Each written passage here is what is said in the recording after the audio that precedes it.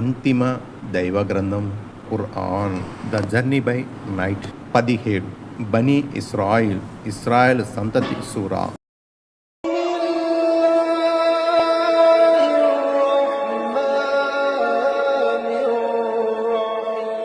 అనంత కరుణామయుడు, అపార కృపాసుడైన అల్లాహ్ పేరుతో.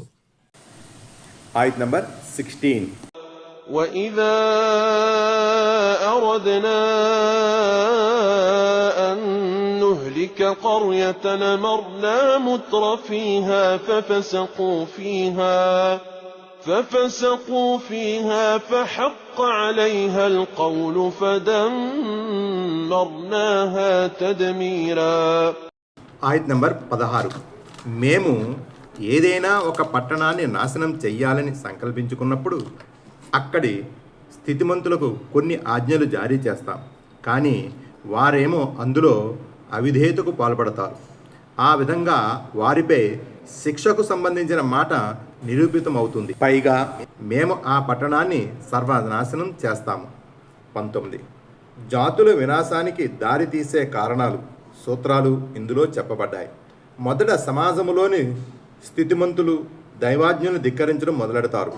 ఇతరులు కూడా వారి పాద చిహ్నాల్లో నడవడం మొదలెడతారు. ఈ విధంగా సమాజంలో అవిధేయత, చెడుగు సర్వసామాన్యమైపోతుంది. అప్పుడు వారు శిక్షకు పాత్రులవుతారు. ఆయత్ నంబర్ 17. وَكَمْ أَهْلَكْنَا مِنَ الْقُرُونِ مِنْ بَعْدِ نُوحٍ وَكَفَى بِرَبِّكَ بِذُنُوبِ عِبَادِهِ خَبِيرًا بَصِيرًا. ఆయత్ నంబర్ 17. మేము నూహ్ అలైహిస్సలాం తర్వాత కూడా ఎన్నో జాతులను తుదముట్టించాం. తన దాసుల పాపాలను తెలుసుకోవడానికి, చూడడానికి నీ ప్రభు ఒక్కడే చాలు. 20. వారు కూడా ఈ నియమాన్ని అనుసరించే తుదముట్టించబడ్డారు. ఆయత్ నంబర్ 18. من كان يريد العاجلة عجلنا له فيها ما نشاء لمن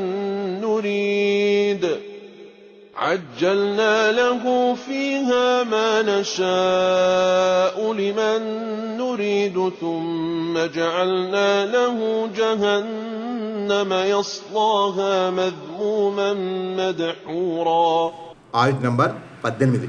ఎవడు తొందరగా లభించే ప్రాపంచిక లాభాలను కోరుకుంటాడో అతనికి మేము ఇహంలో తొందరగానే మేము తలచిన వానికి తలచినంతగా ఇస్తాం. ఎట్టకేలకు అతని కోసం మేము నరకాన్ని నియమిస్తాం. అందులోకి వాడు అత్యంత నికృష్ట స్థితిలో కారుణ్యానికి దూరమైన వాడై ప్రవేశిస్తాడు. 21. ప్రాపంచిక లాభాలను కోరుకున్న ప్రతి ఒక్కరికి అవి ప్రాప్తించవు. అవి కూడా మేము తలచిన వారికి మాత్రమే దక్కుతాయి. అది కూడా వారు కోరుకున్నంతగా వారికి దొరకదు. మేము నిర్ణయించిన మోతాదులో మాత్రమే వారికి లభ్యమవుతుంది. అయితే ఈ ప్రాపంచిక వ్యామోహంలో దారుణంగా చిక్కుకుపోయిన వారికి చివరకు మిగిలేదేమిటో తెలుసా? శాశ్వతమైన పరాభవం, వ్యధాభరితమైన నరక శిక్ష. ఆయత్ నంబర్ 19.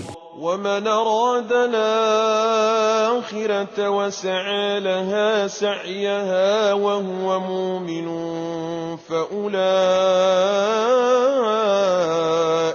كان سعيهم مشكورا. ఆయత్ నంబర్ 19.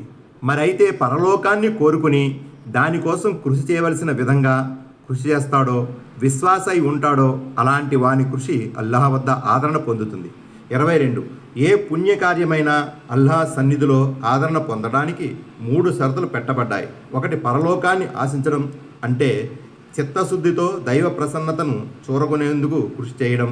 2. దానికి తగ్గట్టుగా పాటుపడడం, అంటే దైవ ప్రవక్త సల్లల్లాహు అలైహి వసల్లం విధానాన్ని అనుసరించి సదాచరణ చేయడం. 3. విశ్వాసై ఉండడం, ఎందుకంటే విశ్వాసం లేకుండా ఏ సదాచరణ కూడా దైవ సన్నిధిలో స్వీకృతి పొందదు. సదాచరణకు ఆమోదముద్ర లభించాలంటే విశ్వాసంతో పాటు చిత్తశుద్ధి, దైవ ప్రవక్త విధాన అనుసరణ ఆవశ్యమన్నమాట. ఆయత్ నంబర్ 20. కుల్లన్ నుమిద్ హౌలాఇ వహౌలాఇ మిన్ అతాఇ రబ్బిక్ وما كان عطاء ربك محظورا. ఆయత నంబర్ 20. వారికి వీరికి ప్రతి ఒక్కరికి మేము ప్రపంచంలో నీ ప్రభు అనుగ్రహాల నుంచి నొసగుతూ పోతున్నాం. నీ ప్రభు ప్రసాదాలు ఎవరి విషయంలో కూడా ఆగిపోలేదు. 23. అంటే ప్రాపంచిక ఆహార సామగ్రిని మేము విశ్వాసి అవిశ్వాసి అన్న విచక్షణ లేకుండా అందరికీ ప్రసాదిస్తాం. ప్రాపంచిక సుఖభోగాలను ఆశించే వారికి ఇస్తాము, పరలోక సాఫల్యాన్ని కోరుకునే వారికి ఇస్తాం. దేవుని అనుగ్రహాలు ఒకరికి అందకుండా ఎవరూ అడ్డుకోలేరు. ఆయత్ నంబర్ 21. انظر كيف فضلنا بعضهم على بعض وللآخرة أكبر درجات وأكبر تفضيلا. ఆయత్ నంబర్ 21. చూడు, వారిలో ఒకరిపై ఇంకొకరికి మేము ఎలా ఆధిక్యతను ఇచ్చి ఉన్నామో. పరలోకం అంతస్తుల రీత్యా మరింత గొప్పది, శ్రేష్ఠత రీత్యా మరింత ఉన్నతమైనది. 24. కాకపోతే ఈ ప్రాపంచిక వస్తు సామగ్రి ఒకరికి ఎక్కువగా మరొకరికి తక్కువగా లభిస్తాయి, అందరికీ సమానంగా లభ్యం కాదు.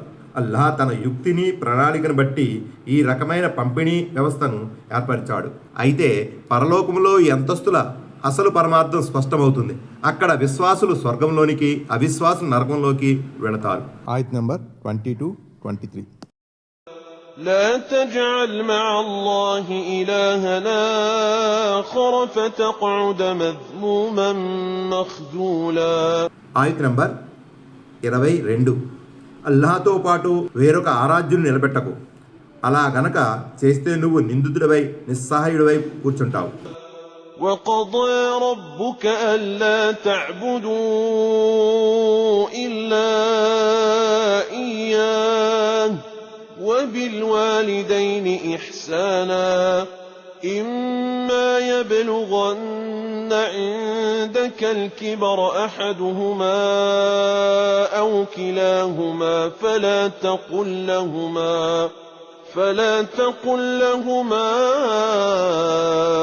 أف ولا تنهرهما وقل لهما قولا كريما. ఆయత్ నంబర్ 23. నీ ప్రభు స్పష్టంగా ఆజ్ఞాపించాడు, మీరు ఆయనను తప్ప మరొకరిని ఆరాధించకూడదు. తల్లిదండ్రుల ఎడల ఉత్తమంగా వ్యవహరించాలి. నీ సమక్షంలో వారిలో ఒకరు గాని ఇద్దరు గాని వృద్ధాప్యానికి చేరుకుని ఉంటే వారి ముందు విసుగ్గా ఊహు అని కూడా అనకు. వారిని కసురుకుంటూ మాట్లాడకు, పైగా వారితో మర్యాదగా మాట్లాడు. 25. ఈ ఆయతులో అల్లాహ్ తన ఆరాధన తరువాత తల్లిదండ్రుల ఎడల మంచిగా మెలగడాన్ని రెండో స్థానంలో ఉంచాడు. దీన్ని బట్టి తల్లిదండ్రుల విధేయత, వారి సేవ, వారి గౌరవ మర్యాదలు ఎంత ముఖ్యమైనవో విదితమవుతుంది. దైవదాస్యం కోరే ప్రధానాంశాలను నెరవేర్చడం ఎంత అవసరమో ఆ తరువాత మాతాపితల విధేయతలో ఇమిడి ఉన్న ముఖ్యాంశాలు నెరవేర్చడం కూడా అంతే అవసరం. హదీసుల ద్వారా కూడా ఈ సంగతి పదే పదే నొక్కి వక్కాణించబడింది. ముఖ్యంగా మాతాపితలు ముసలివారిగా ఉన్నప్పుడు వారి ముందు విసుగును చిరాకును ప్రదర్శించకూడదు, వారిని కసురుకోకూడదు. ఎందుకంటే ముసలితనంలో వారు బలహీనులు, నిస్సహాయులు, దిక్కు తోచని వారే ఉంటారు. అదే సమయంలో వారి పిల్లలు యుక్త వయస్కులై ఉంటారు, సంపాదన పరులై ఉంటారు. భావనల రీత్యా తల్లిదండ్రులకు పిల్లలకు మధ్య ఎంతో వైరుధ్యం ఉంటుంది. ఉరకలు వేసే వయసులో పిల్లలు తమ ముసలి తల్లిదండ్రుల అవసరాలను తెలుసుకుని తదనుగుణంగా మసులుకోవటం అన్నది కించిత్ కష్టమైన పనే కావచ్చు. కానీ ఈ మాత్రం ఓపికను సేవా నిరతిని కనపరిచిన వాడే దైవ సన్నిధిలో ప్రీతిపాత్రుడు అవుతాడు. ఆయత్ నంబర్ 24. واخفض لهما جناح الذل من الرحمة وقل رب ارحمهما كما ربياني صغيرا. ఆయత్ నంబర్ 24. అణకువ దయాభావం ఉట్టిపడే విధంగా నీ భుజాలను వారి ముందు అణిచిపెట్టు. ఓ ప్రభు, బాల్యంలో వీరు నన్ను ప్రేమానురాగాలతో పోషించినట్లుగానే నీవు వీరిపై దయచూపు అని వారి కోసం ప్రార్థిస్తూ ఉండు. 26. పక్షి తన పసిపిల్లలను తన వాత్సల్యభరితమైన నీడలోకి తీసుకోదలిచినప్పుడు తన రెక్కలతో వాటిని కప్పేస్తుంది, వెచ్చని తన కౌగిలిలో ఆశ్రయాన్ని కల్పిస్తుంది. కాబట్టి మీరు కూడా మీ తల్లిదండ్రులతో అదేవిధంగా దయాభావంతో మెలగాలి. వారు మిమ్ము పసితనంలో పోషించినట్లుగానే మీరు వారిని పోషించాలి. పక్షి ఆకాశంలో ఎగిరిపోయేటప్పుడు తన రెక్కల్ని చాచుతుంది, నేల మీదకి దిగేటప్పుడు తన రెక్కలను ముడుచుకుంటుంది. అలాగే మీరు మీ తల్లిదండ్రుల ముందు వినయ వినమ్రతలను చూపాలంటే మీలో కాస్తంత అణుక ఉండాలి.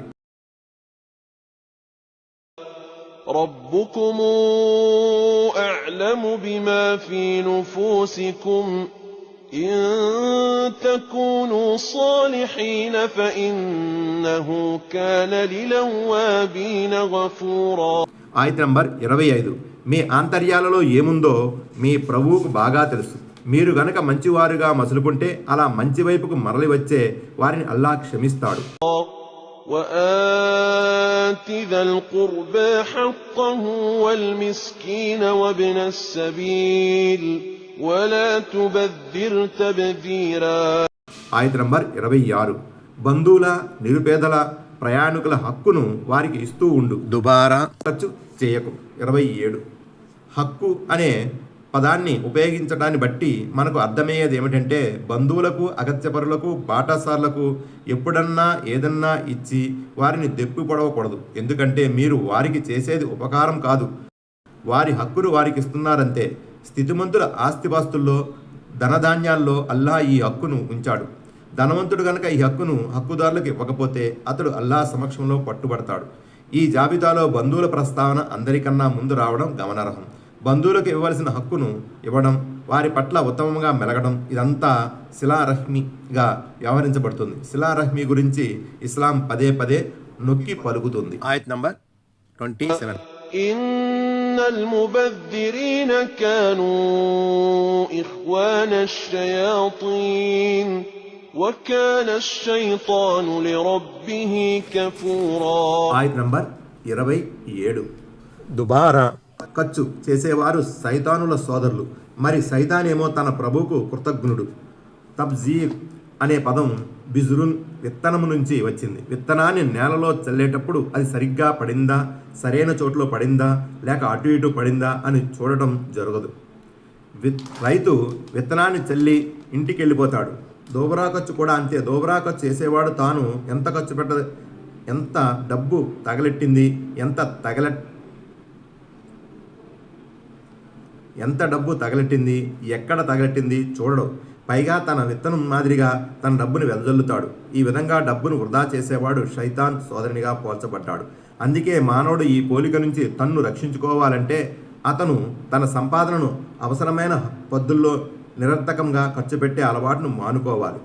శైతాన్ దేవుని మేలును మరచినవాడు కాబట్టి మానవుడు అతని అడుగుజాడల్లో నడిచి తాను కూడా దేవుని కృతజ్ఞుడిగా మారకూడదు. ఫతహుల్ ఖదీర్. وَإِمَّا تُعْرِضَنَّ عَنْهُمُ ابْتِغَاءَ رَحْمَةٍ مِّن رَّبِّكَ تَرْجُوهَا فَقُل لَّهُمْ قَوْلًا مَّيْسُورًا. ఆయత్ నంబర్ 28.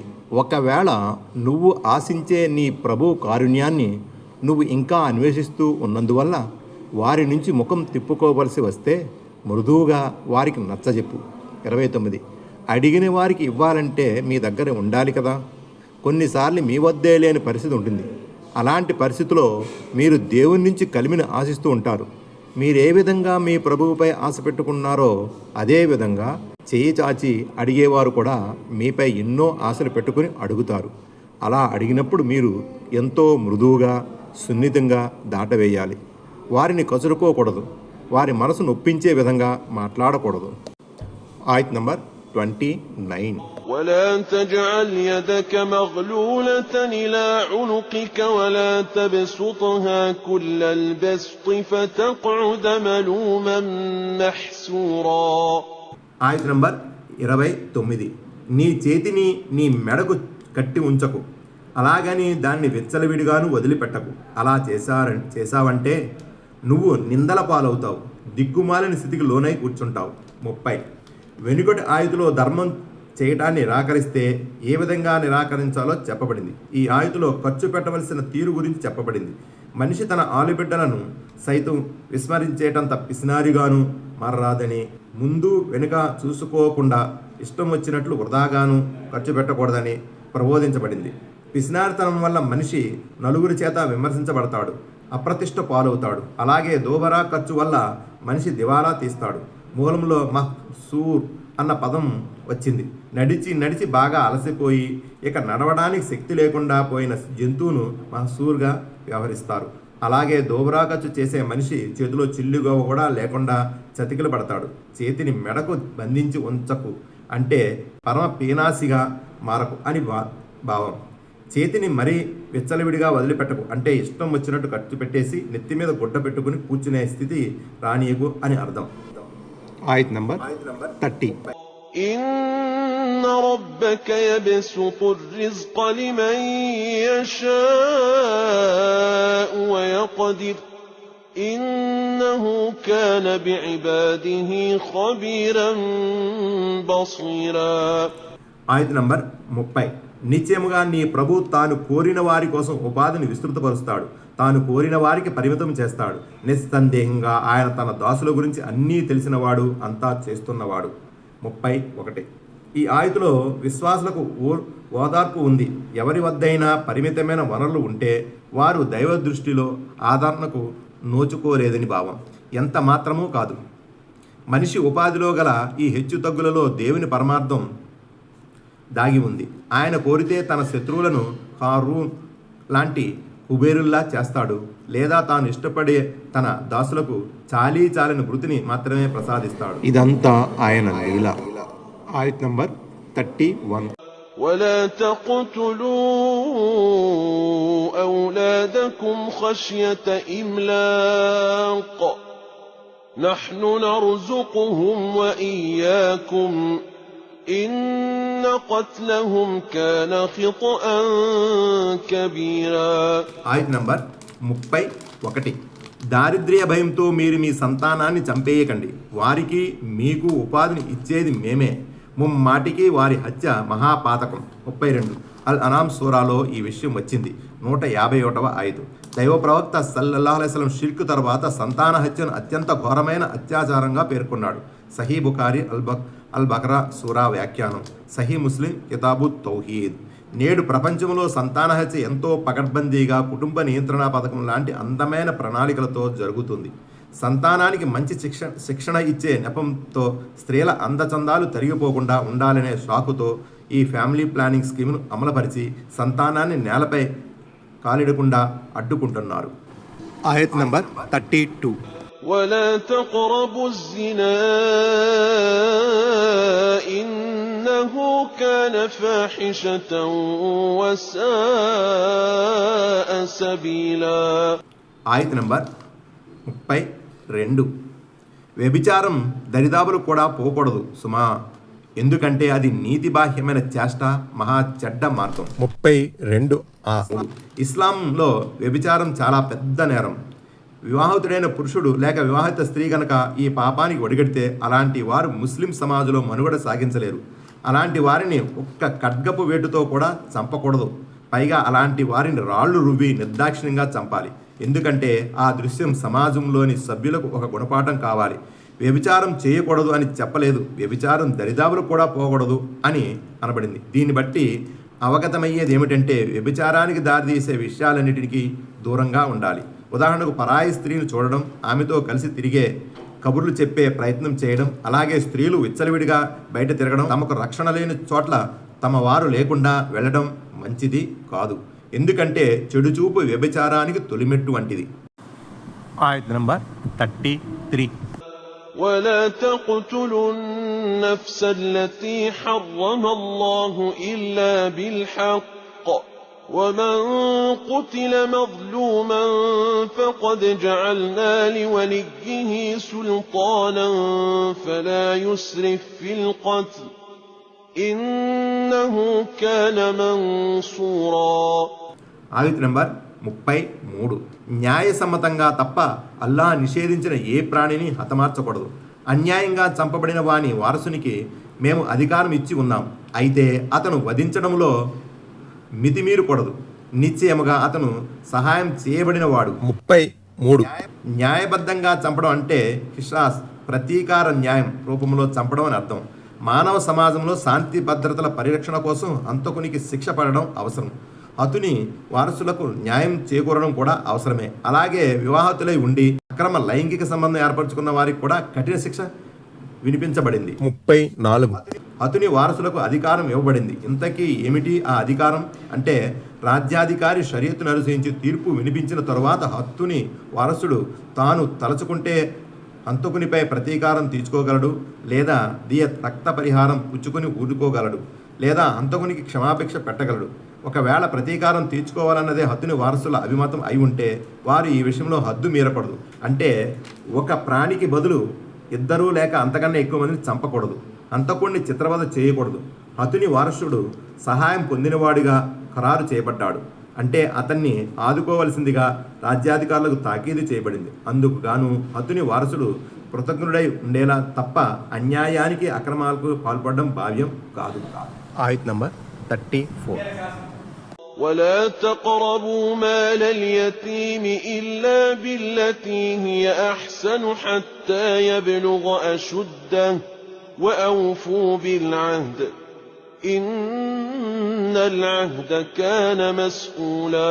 ఆయత్ నంబర్ 34. అత్యుత్తమమైన పద్ధతిలో తప్ప అనాథ ఆస్తి దరిదాపులకు కూడా వెళ్ళకండి. అతను యుక్త వయసుకు చేరుకునే వరకు వాగ్దానాన్ని చేసుకున్న ప్రతి ఒప్పందాన్ని నెరవేర్చండి.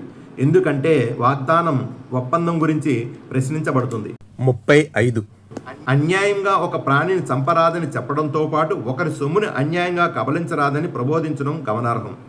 అనాథల ఆస్తి విషయంలోనైతే మరింత న్యాయంగా మసులుకోవాలి. అనాథలు యుక్త వయసుకు చేరుకునే వరకు వారి ఆస్తిని కాపాడాలి.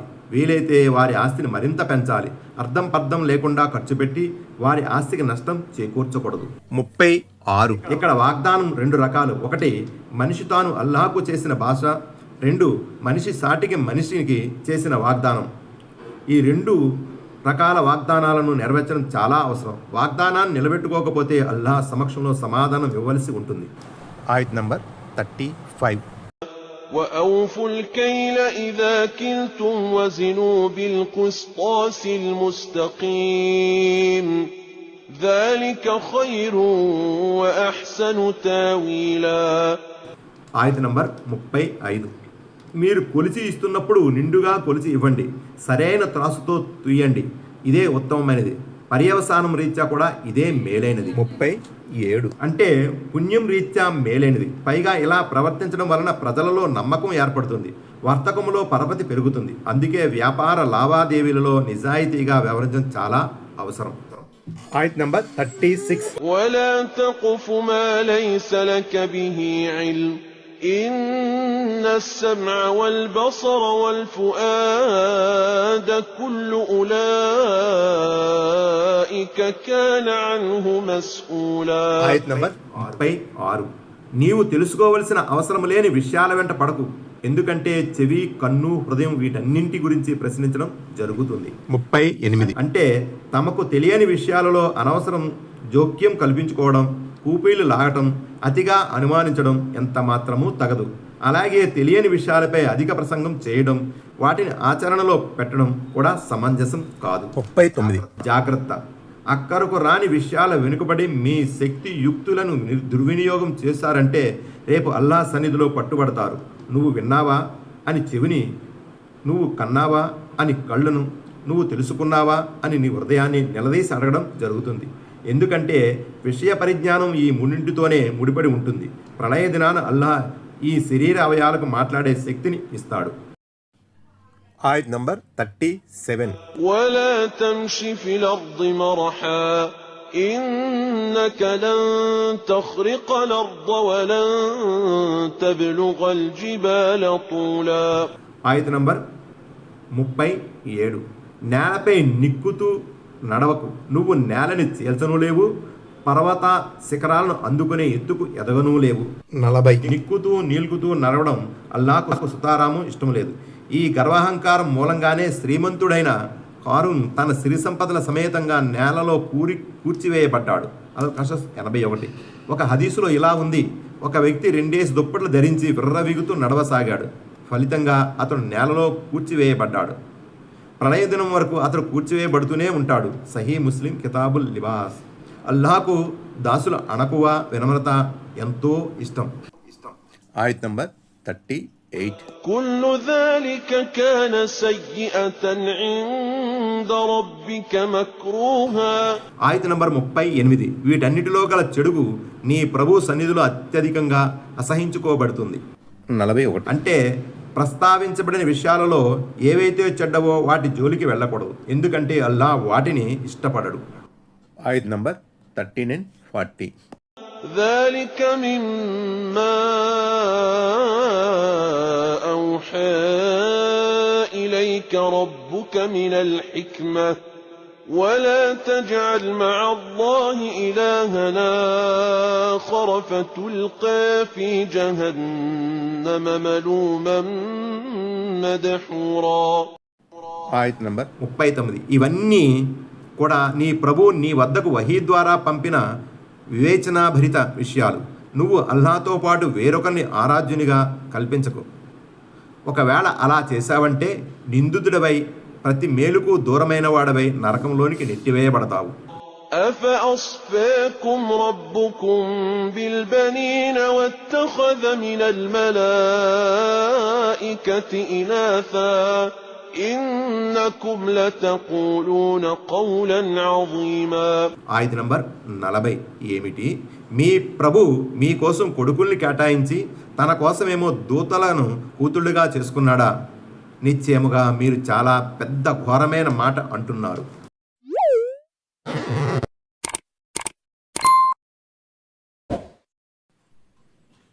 Please subscribe, touch bell.